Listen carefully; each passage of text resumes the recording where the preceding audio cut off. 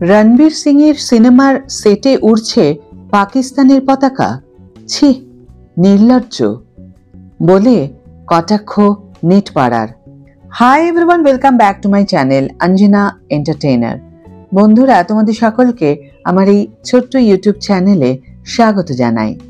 রণবীর সিং বর্তমানে ধুরন্ধর ছবির শুটিংয়ে ব্যস্ত।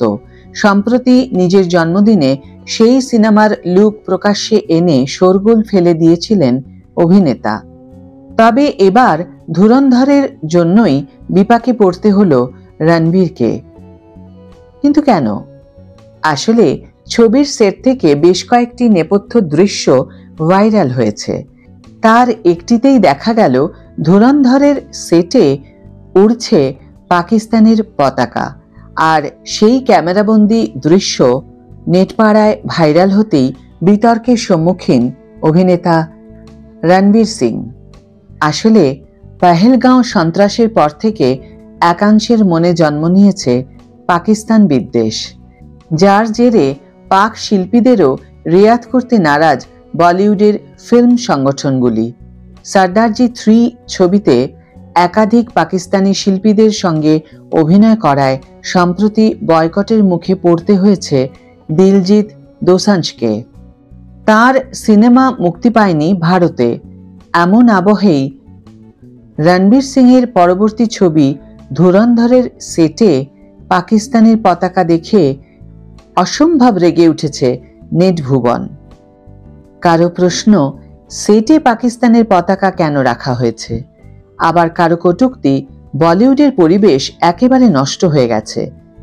যদিও একাংশ মনে করছেন চিত্রনাট্যের প্রয়োজনেই এই পতাকা ব্যবহার করা হয়েছে, তবে কেউ কেউ আবার নির্লজ্জ বলে রণবীর সিংকে কটাক্ষ করতেও ছাড়লেন না।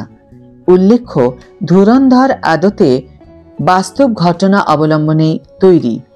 যদিও ছবির কাহিনী নিয়ে এখনো মুখ খোলেননি নির্মাতারা, তবে শোনা যাচ্ছে এই ছবিতে নাকি অজিত ডোভালের ভূমিকায় দেখা যাবে রণবীর সিংকে। পাকিস্তানের মাটিতে দুঃসাহসী ভারতীয় গুপ্তচরদের কর্মকাণ্ড নিয়েই নাকি ছবির গল্প সাজানো হয়েছে। হয়তো সেই কারণেই পাকিস্তানের পতাকা উড়ছে সেটে। তবে এসব যুক্তি মানতে নারাজ নেটপাড়া। অতঃপর রণবীর সিংকে নিয়ে বর্তমানে গেল রব উঠেছে। কোভিড কাল থেকেই রণবীর সিং এর ফিল্মি ক্যারিয়ারে খানিক ভাটা পড়েছে বললে অত্যুক্তি হয় না।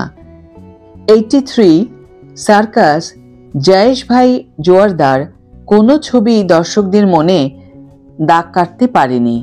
23-এ রকি और রানী ভালো আয় করলেও পাঠান, জওয়ান, গদর 2 কিংবা অ্যানিমেলের ব্যবসার ধারে কাছেও ছিল না। 24 সালে রোহিত শেট্টির সিংহাম এগেইনের ডাকসাইটে কাস্টিংয়ে রণবীর সিং থাকলেও মুখ্য চরিত্রে থাকা অজয় দেবগন, করিনা কাপুরই সমস্ত লাইমলাইট কেড়ে নিয়েছিলেন। এদিকে ডন 3-র কাজ নিয়ে নিত্য নতুন তথ্য। শুটিং শুরু হওয়ার কোনো খবর নেই। ভারতীয় সুপারহিরো শক্তিমানকে বড় পর্দায় তার নিয়ে আসার পরিকল্পনাও 20 বাও জলে। এমতাবস্থাতেই পরবর্তী সিনেমা নিয়ে বিতর্কে জড়ালেন রণবীর সিং। আজকের ভিডিও এখানে শেষ করছি বন্ধুরা। ভিডিওটি যদি ভালো লেগে থাকে তাহলে অবশ্যই একটা ছোট করে লাইক দিও, শেয়ার করো বন্ধুদের সাথে, কমেন্ট করে জানিও তোমাদের মতামত। যারা এখনো আমার চ্যানেলটিকে সাবস্ক্রাইব করোনি তারা অবশ্যই চ্যানেলটিকে সাবস্ক্রাইব করে আমার পাশে থেকো, আর যারা অলরেডি সাবস্ক্রাইব করে দিয়েছো তাদের জন্য আমার অনেক ভালোবাসা এবং অনেক ধন্যবাদ। আজ তাহলে বিদায় বন্ধু, দেখা হবে পরের ভিডিওতে। ভালো থেকো, সুস্থ থেকো, সঙ্গে থেকো।